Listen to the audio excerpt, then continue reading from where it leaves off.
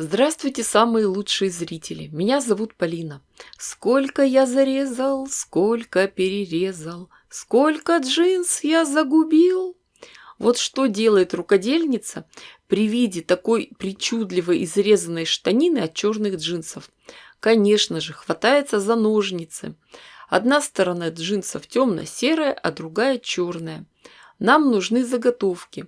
Квадраты 12 на 12 сантиметров. И таких деталей надо много. Теперь определимся с выкройкой. Обозначим диагональ и по обе стороны от нее отложим по 3 сантиметра. Надо, чтобы центральная часть была 6 сантиметров шириной. Получается, что если от угла в обе стороны отложить по 4 сантиметра, то как раз получим желаемую ширину. Как дальше работать? Можно вырезать эту центральную часть, накладывать на готовые квадраты и обрисовывать. Или просто от двух противоположных углов делать отметки на расстоянии 4 сантиметра. Девочки, думаю, что у каждой мастерицы найдутся самые разные обрезки тканей, которые сложно куда-то использовать дальше. Они или маленькие, или узкие. Как их привести к общему знаменателю? Смотрите видео до конца. Наша задача цветными тканями закрыть углы квадратов, поэтому к нарисованным линиям прикладываем имеющиеся обрезки. Прекрасно, если этим кусочком можно сразу же закрыть угол. Если нет, то нашиваем несколько полосок. Край полоски подгибаем, выравниваем и пришиваем сверху на черные квадраты. Почему делаем именно так? Потому что в этом случае видно линию, по которой мы шьем. Шьем все детали одну за другой гирляндой. Нитки не обрываем. После этого просматриваем детали, разъединяем и отрезаем лишнюю ткань. Дальше закрываем оставшееся пространство. Когда отшили одну сторону, также работаем и с другим углом. Следите за тем, чтобы ткани на каждом кусочке были разные. Так результат получается гораздо интереснее.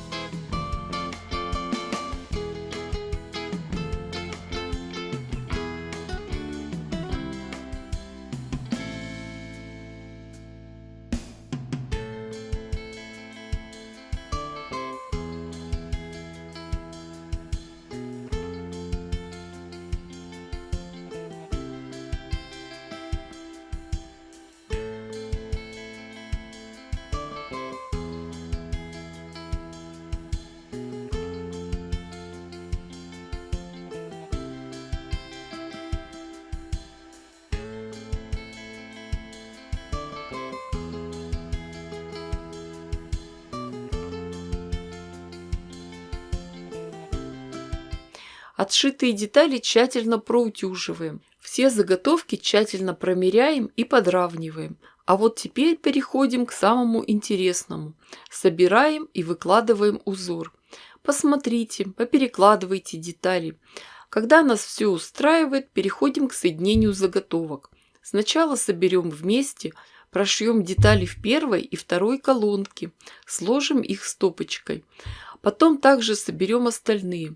Как шить, постоянно показываю и рассказываю в своих видео. Строчку делаем крепкой, мелкой, закрепки обязательны. Шьем гирляндой, нитки не обрываем. Никаких лишних стежков между деталями не делаем. Следим за тем, чтобы совпадали начала цветных вставок.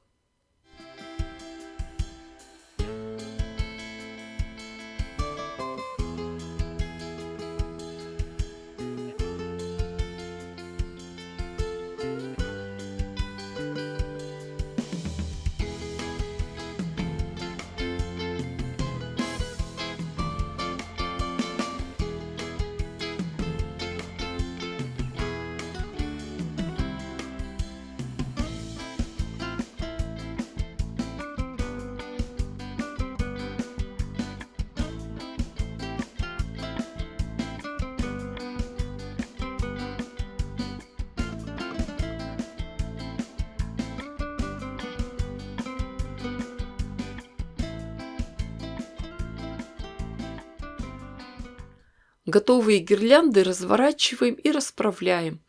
Вот здесь можно эти швы пропарить утюгом. А дальше уже сшиваем готовые гирлянды. И получается очень интересная конструкция. Все детали держатся на нитках и на соединительных швах. Нам остается только прошить все по горизонтали. При этом припуски на швы в местах стыковок направляю в противоположные стороны. Смотрите, какое интересное, сияющее, сверкающее полотно у нас получилось. На черном фоне цветные кристаллы смотрятся особенно ярко. Размер полотна легко увеличить. Накопились черные и цветные лоскуты.